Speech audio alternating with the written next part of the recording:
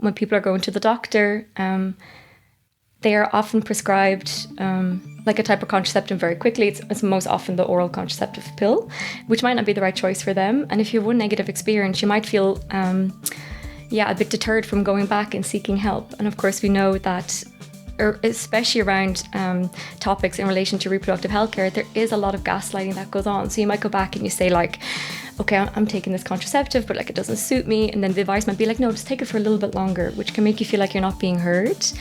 And especially as a young person, not feeling heard is a topic that we grapple with really a lot. And so then when you go to social media, so for example, you're on TikTok or on Instagram and you see other stories that are confirming this, you think like, finally, people who are having the same experience as me, which is great to have that validation, but that can very quickly slip into misinformation around different types of contraception. Hello, welcome back to The Right to Decide, our EPF podcast series. Now, in the last episode, we spoke about how anti-gender influences culture, how it restricts access to sexual and reproductive health and rights, and how it influences the digital space. Today, we're going to focus on young people. In Europe, contraception use is in decline among young people. We see misinformation, stigma, myths online, fake news, and we see how anti-gender movements are targeting young people specifically.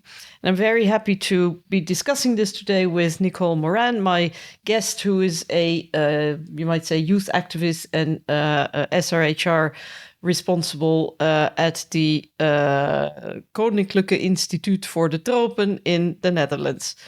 So I have to say, and this is a very personal remark, we hear that young people are using contraception less because they're very distrustful of it. You know, I find that I'm totally mystified by this because I'm old enough to remember the fight, you know, in order to get access to contraceptives. And I think the pill was probably the most revolutionary invention ever, giving women finally control over their own lives, their pregnancies, giving them power, protecting them. And yet that seems to change. Can you please explain this to me? How come young people are using less contraception when it seemed to be such an achievement? Yeah, so it sounds like quite a simple statement when you put it like that, but there are quite some moving factors and parts in relation to this phenomenon. So at the individual level, of course, young people really want to have a choice in the contraceptive methods that they're using. They want to feel comfortable using them, happy with their choice.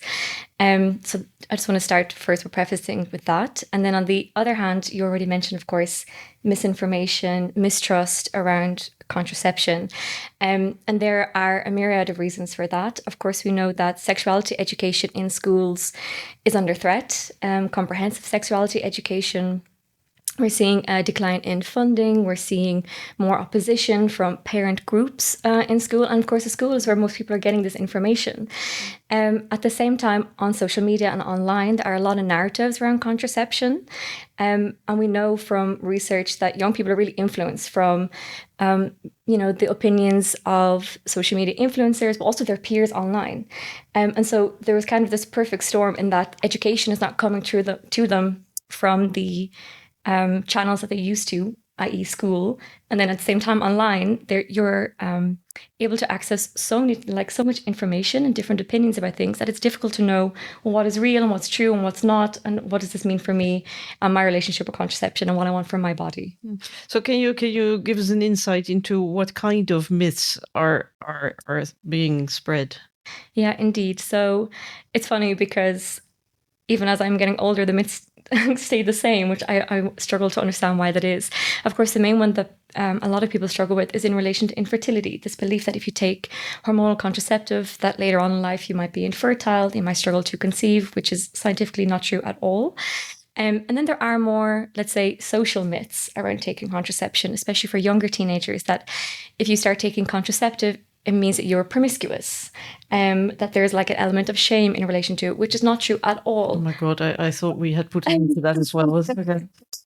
No, indeed, but these things are really playing a part. So you see that, people are not really sure around the advice or their choices, or what choices they have. and if that's right for them and not. And then at the same time, there is an element of social stigma also related to taking contraceptives. But how? Okay, so let's say you're a young woman. Why don't you take the advice of your gynecologist, who's the expert, and why do you trust, whatever you find on social media? Oh, this is also quite a big question. So there are some things, of course. I think historically, when people are going to the doctor, they are often prescribed like a type of contraceptive very quickly. It's most often the oral contraceptive pill, which might not be the right choice for them. And if you have one negative experience, you might feel, a bit deterred from going back and seeking help. And of course, we know that, especially around topics in relation to reproductive healthcare, there is a lot of gaslighting that goes on. So you might go back and you say like, okay, I'm taking this contraceptive, but like it doesn't suit me. And then the advice might be like, no, just take it for a little bit longer, which can make you feel like you're not being heard. And especially as a young person, not feeling heard is a topic that we grapple with really a lot.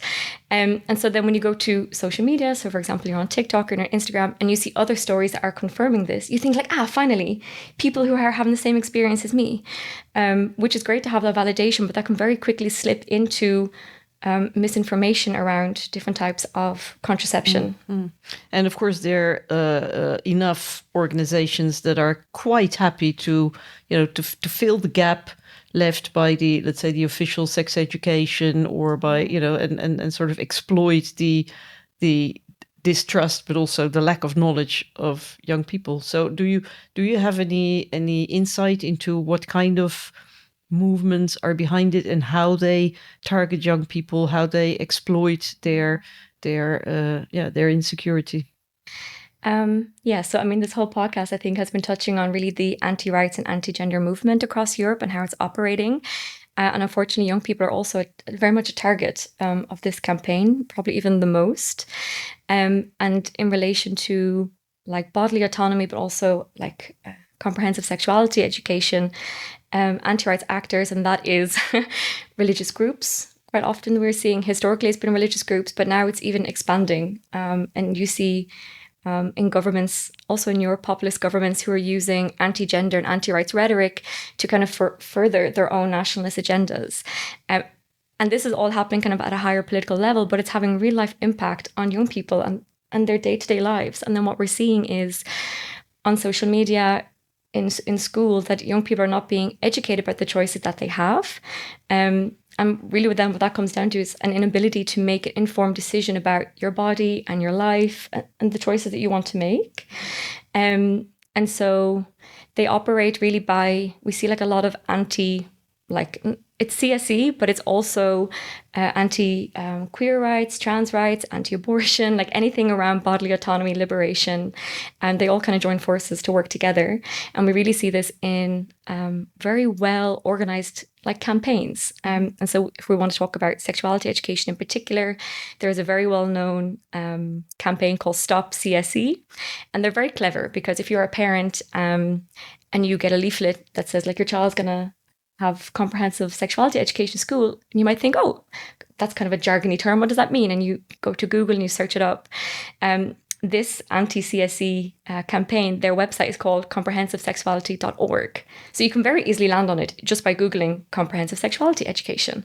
And when you land on their website, you see all this misinformation about proposally what these programs contain, which is not true at all. And it's really the purpose of having these websites and of having them so easily to find is to instill fear in parents and kind of scaremonger, and to use children we need to protect children, kind of rhetorics around parental rights. This is kind of taking away from your parental rights to really frighten parents. And of course they mobilize. And I feel like there's nothing stronger than angry parents. And we really see the impact of that because in many countries, schools have withdrawn comprehensive sexuality programs as a result of this mobilization of parents who've then come across this misinformation online about what CSE entails. You even see a lot of teachers being attacked, school boards being attacked. So we see that a lot of this is coming from the US, not exclusively. But what do you think the EU could do to push back? So my first answer is probably the answer that is most commonly given to this question, and that's money. Anti-rights and anti-gender campaigns and organizations are extremely well funded. And we know that EPF themselves have a whole research on where all this money is coming from. And so if the EU and like the European Union really wants to support young people and the right to decide, then they need to finance it. And they need to finance it in terms of, like, when we talk about investing in young people and investing in their futures, health should be at the top of that priority list. So that means providing money for youth-led organizations who are invested in these programs, who are invested in, SRHR for young people, also more money for schools so that they can also roll this out. And also investment, honestly, in more innovation. So we're talking about contraception, like more innovation and research to develop more types of contraceptives that are meeting young people's needs. I think that also. And then secondly, I would say really being a champion on the world stage of SRHR. We know that the anti-rights organizations, they make it into UN advocacy spaces, and they're really powerful and they're really persuasive. And in those spaces, I think countries, EU member states who are really pro-human rights need to take a stand and be very vocal about what we believe in, and that, human rights is an integral part of the EU. Yeah, no, I think that's absolutely true. And I in the end, we all know that the result of this whole wave of misinformation is going to be, that young women are going to pay the price, because ultimately it's always women paying the price. Let's be clear about that. So, and I entirely agree. I also think that the EU, the political leaders, the big faces, they have to be very vocal about this, and they're not. They're very timid because they're just so afraid. There's always a government somewhere that doesn't want the European Union to touch upon these issues. But again, they're very real issues for real people on the ground. Okay, thank you very much for this. This has been incredibly informative. And so I think we can conclude that the young people are very much, let's say, in the front line of this battle against sexual and reproductive health and rights. And we should be doing a lot more, because there's a whole generation growing up with these, with the misinformation and the myths. And there's always a price to pay. It never comes for free. Now, the next episode of The Right to Decide is also our last one. And it will be about what is the future of sexual and reproductive health and rights in the current global political climate. And whom better than to talk about this than Neil Datta. Looking forward to seeing you at our next episode of The Right to Decide.